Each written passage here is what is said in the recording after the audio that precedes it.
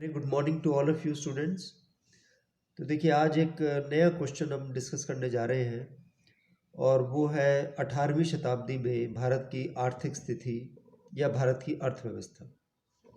तो देखिए जैसे हमने सामाजिक स्थिति के बारे में पढ़ा कि 18वीं शताब्दी की सामाजिक स्थिति अच्छी नहीं थी, इसी प्रकार से आर्थिक स्थिति भी निश्चित रूप से पतन की ओर जो है अग्रसर होती नजर आती है, पतन की प्रवृत्ति उसमें नजर आती है। तो इसके क्या कारण थे? इसके बहुत से कारण थे। एक तो ये कि उस समय जो कृषि थी वो बहुत ही पिछड़ी हुई थी, परंपरागत थी।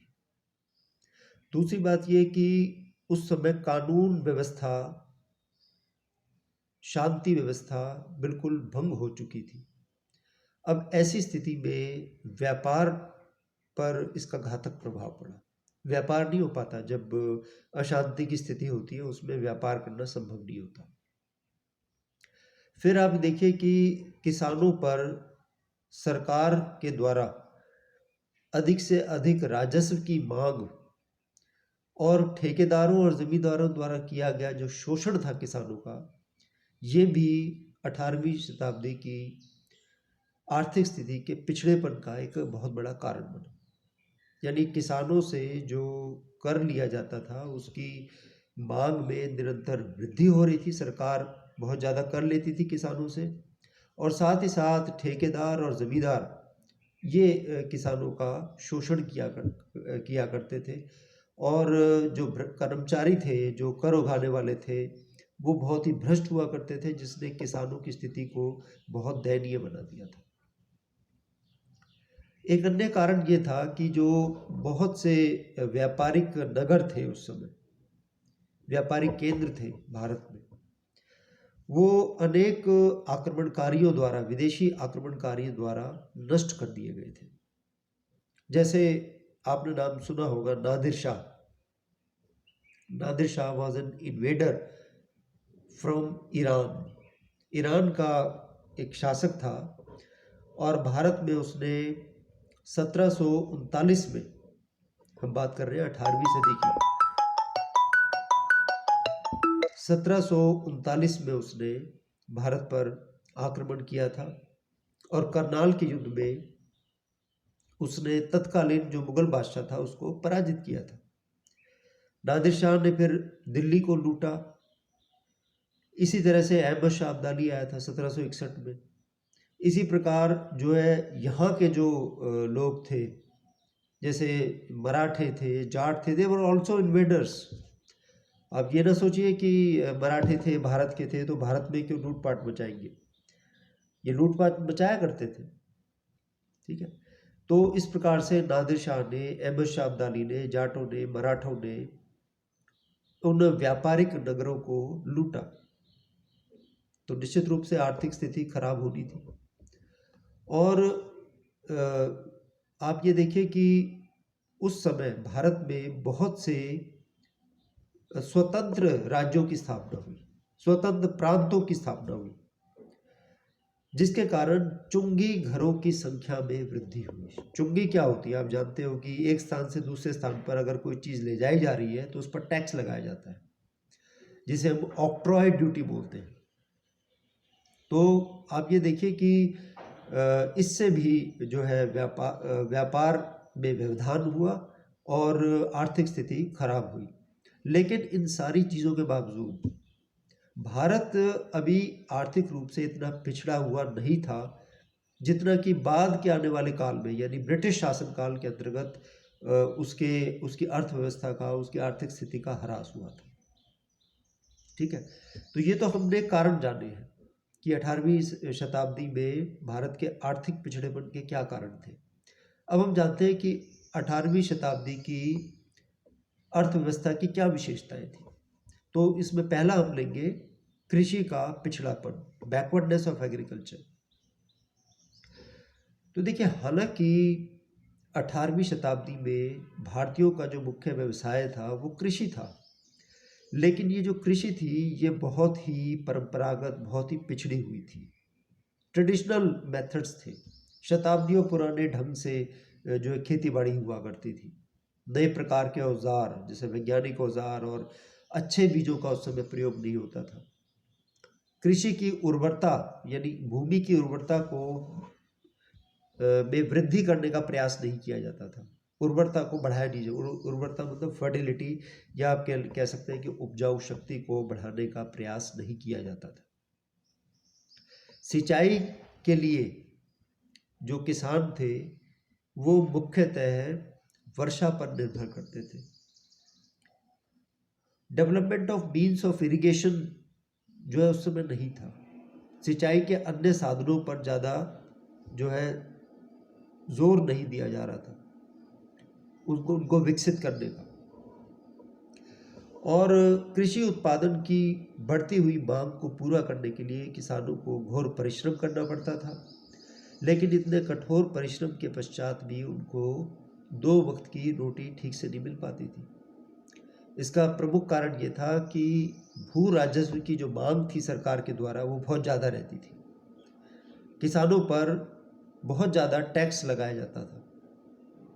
साथ ही साथ जो ठेकेदार होते थे, ज़मींदार, जागीरदार जो होते थे, वो किसानों का शोषण अलग करते थे। और फिर जो विदेशी आक्रमण हुए उसने भी इस स्थिति को और दयनीय बना दिया। तो देखिए 18वीं शताब्दी में किसानों की स्थिति में सुधार नहीं हुआ, कृषि व्यवस्था में सुधार नहीं हुआ, वो बहुत ही पिछड़ी परंपरागत ढंग से हुआ करती थी। इसके बाद हम बात करते हैं उस समय के उद्योगों की, इंडस्ट्रीज़ की। तो देखिए 18वीं शताब्दी में उद्योगों की भी स्थिति ज़्यादा अच्छी नहीं थी। केंद्रीय शक्ति कमज़ोर होने के कारण देश में अशांति व्याप्त थी। देखिए ये व्यापार होता है या उद्योग होता है, ये तभी प्रॉस्पर करता है, तभी समृद्धशाली होता है जब केंद्रीय शक्ति जो है वो बहुत प्रबल हो। अब आप देखें औरंगज़ेब की मृत्यु के बाद, औरंगज़ेब की 1707 में मृत्यु हुई। औरंगज़ेब की मृत्यु के बाद निरंतर बहुत सारे मुगल बादशाह राजगद्दी पर बैठते रहे और जाते रहे। तो ये राजनीतिक अस्थिरता का समय रहा और ऐसे में उद्योग धंधे ठीक से विकसित नहीं हो सकते थे।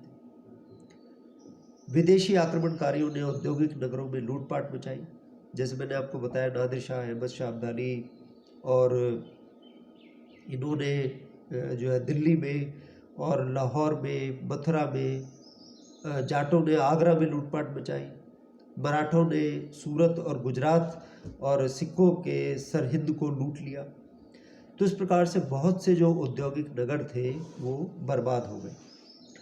और आप ये देखिए कि मुगल सामंत जो होते थे ना, ये दस्तकारों के बहुत बड़े आश्रयदाता हुआ करते थे, संरक्षक हुआ करते थे। दस्तकार क्या होती है?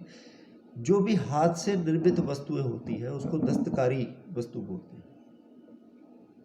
हाथ से निर्मित कोई भी कृति, खासकर कलाकृति, उसको दस्तकारी बोलते हैं। और मुगल शासक जो थे और मुगल सामंत जो थे, ये दस्तकारी के बहुत बड़े संरक्षक थे, आश्रयदाता थे।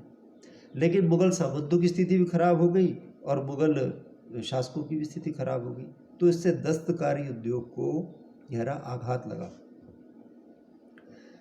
इस सब के बावजूद भी उस समय सूती वस्त्र, रेशमी कपड़े, चीनी, शस्त्र और धातु उद्योग जो है ये उस समय उन्नत थे।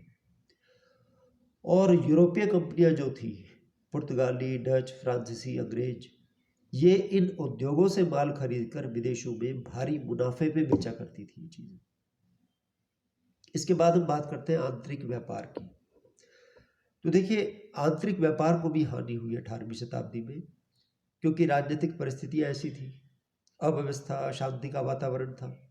इस कारण व्यापार की प्रगति तो संभव नहीं थी और विदेशी आक्रमणकारियों ने संपन्न नगरों को नष्ट कर दिया था।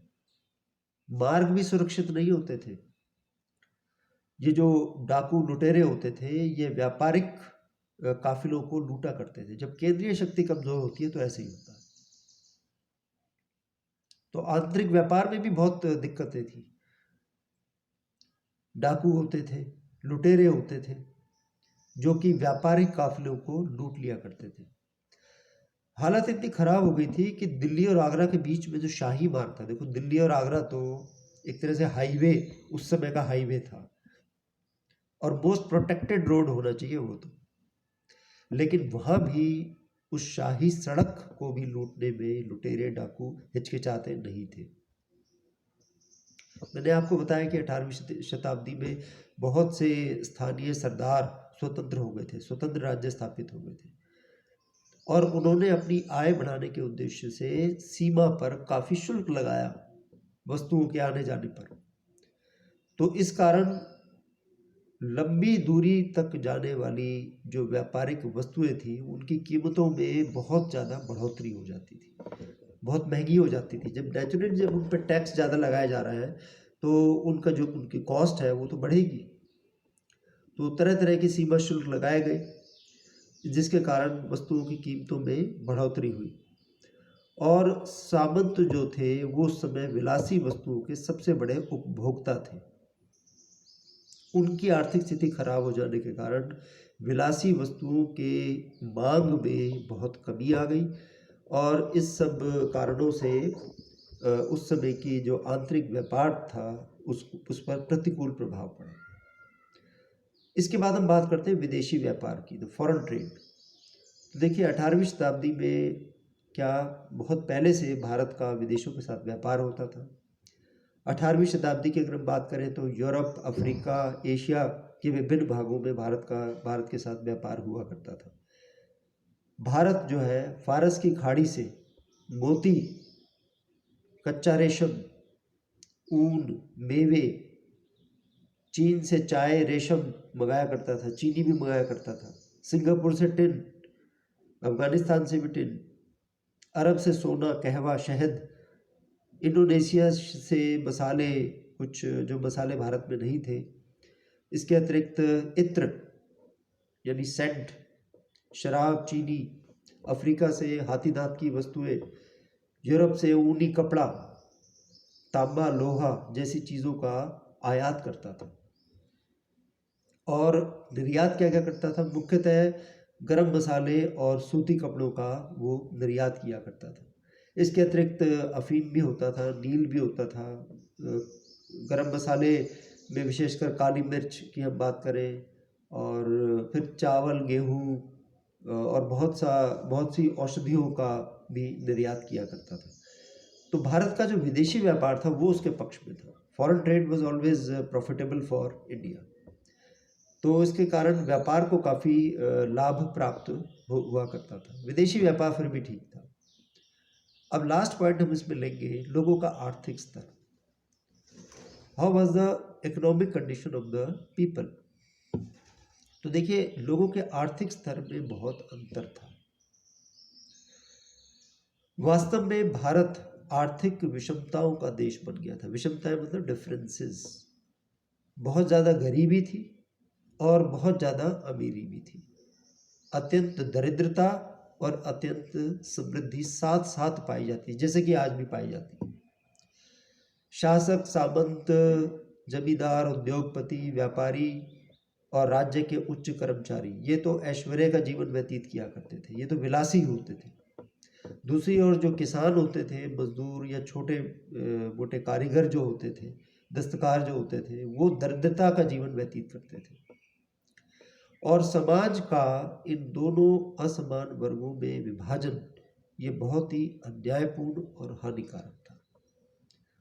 तो ये कुल मिलाकर 18वीं शताब्दी की आर्थिक स्थिति के बारे में। अब दो टॉपिक आपके इकट्ठे हो गए, एक तो 18वीं शताब्दी की सामाजिक स्थिति और दूसरा आर्थिक स्थिति। अच्छा, आप सबसे ये एक गुजारिश है कि अभी 1 महीना तो और कॉलेज खुलेंगे नहीं, तो आपको इसी मोड में पढ़ाई करनी होगी।